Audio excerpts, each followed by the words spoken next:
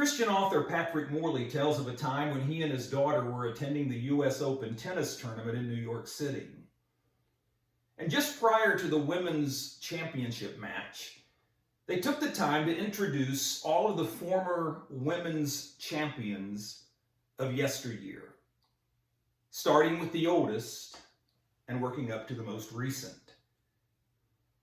Now keep in mind, these women were being introduced to some of the most knowledgeable tennis fans in the world.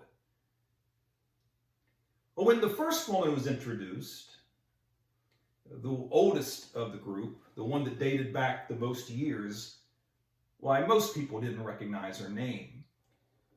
She was escorted out to center court and she received just a courteous applause from a handful of fans. As the next woman was introduced, the applause increased a little, not substantially, and it continued in that way for a little while. Patrick Morley said finally they introduced someone whose name I recognized, and he said I joined in the applause. And then when Billie Jean King's name was introduced, you could tell a noticeable difference in the volume, the intensity of the applause. But when Chris Evert was introduced to the crowd, the place just erupted in a thunderous roar.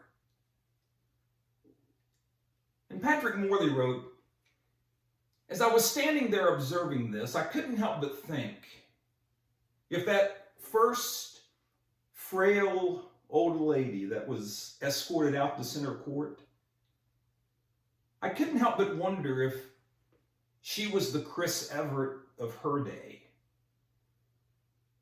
And if perhaps she thought her fame would last forever. And I also couldn't help but wonder how long it will be before Chris Evert is in her shoes.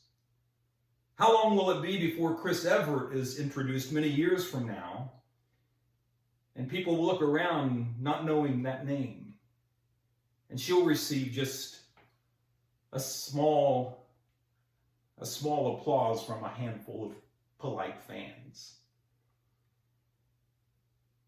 You see, fame is so fleeting. And yet some people chase after it as if it's some kind of coveted treasure. I mean, if God gives you some amount of fame, that's fine. Enjoy it. But more importantly, put your trust in God, who will always remember your name and know you so well. Thank you for watching, and be kind.